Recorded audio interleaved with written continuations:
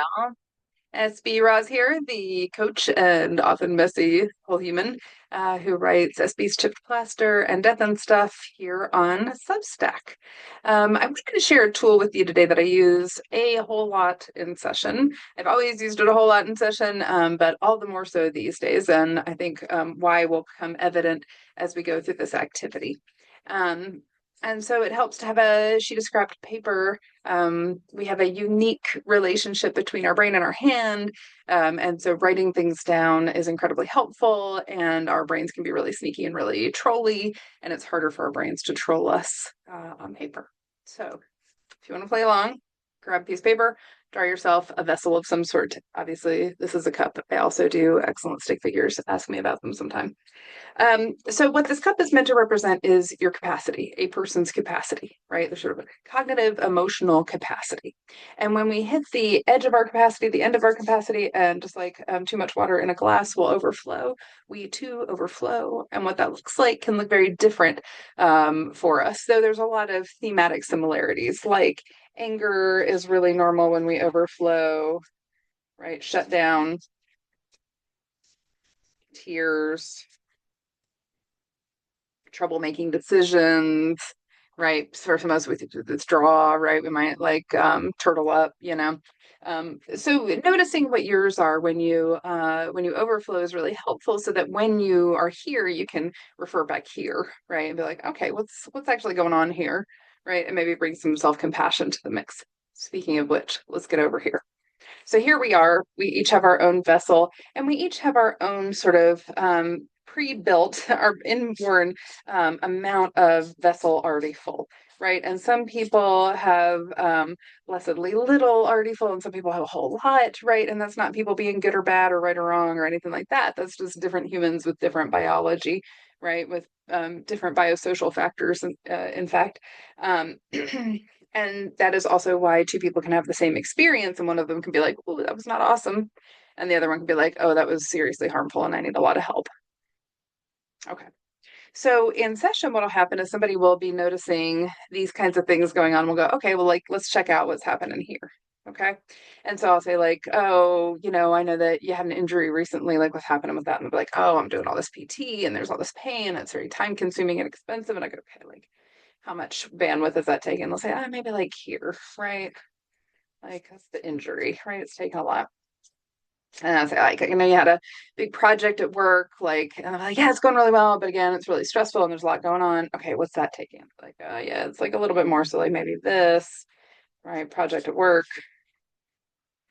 right? And I'm like, oh, what's been happening with your kids? And they're like, oh, yeah, the kids are doing great. I mean, Lucy's really struggling, right? In fourth grade, like it's tough group of kids. So, doing all like a little extra mentoring and supporting her. And like, actually, maybe that takes us up here because like the kids have a lot of activities and they're wonderful, but like stressful, right?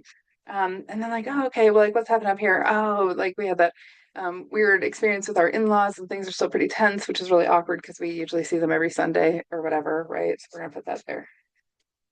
Well, now we have a very full cup and we haven't even gotten to all the life domains, right? So yeah, of course there's going to be some overflow, human, right? Like that's how that works.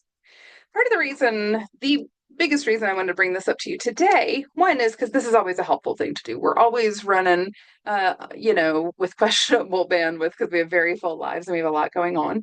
But also, this doesn't include one huge glaring thing.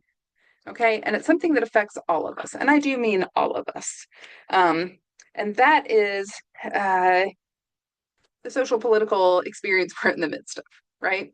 And I don't care. I mean, I do care. I care a lot. I care a lot about where you stand on all this stuff, and I care a lot about whether you're actively engaged or not. But for the purposes of this activity, I don't care. I don't care how actively engaged you are. I don't care how avoidant you are. I don't care if you think that what the administration is doing is wonderful or you think it's terrible. That doesn't matter because it's taking up bandwidth, right? So we can imagine like there's this chunk of bandwidth, right, that's sort of inlaid in here that's being taken up all the time, regardless of how engaged we are or not. Okay. If we're highly engaged, if we're like in that set that's like, I have to read all the news and know all the things going on, it's going to take up some more, right? And so I say this to say a few things.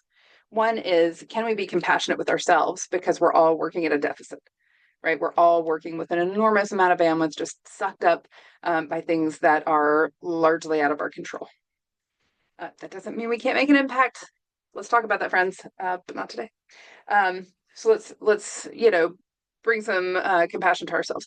Let's give each other some benefit of the doubt too, right? Because everybody is experiencing this, right? Even if they're actively avoiding it, they're still experiencing this. So then people are being less friendly than you would like, or being more snappish or more short or whatever. That doesn't mean letting problematic behavior stand, but it does mean addressing it perhaps slightly more gently than you might have otherwise. Okay, so being really thoughtful and curious about how we can be supportive of one another. And always is it important that we have a sense of the things that help us take some water out of the cup, some overwhelm out of the cup. Okay, so for example, I just spent the afternoon, I took the afternoon off.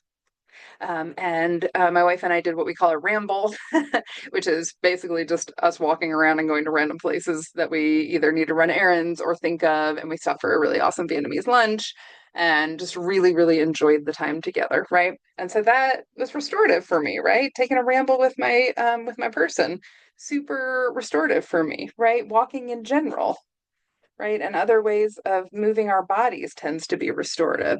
Being thoughtful about what we eat, right? Like a junk food indulgence can feel really good. Too much junk food indulgence could really add to this, right? Like forget about like weight and health and stuff like this. Eating too much sugar and things like that can really make us feel sluggish, which can add to our sense of drain. Okay.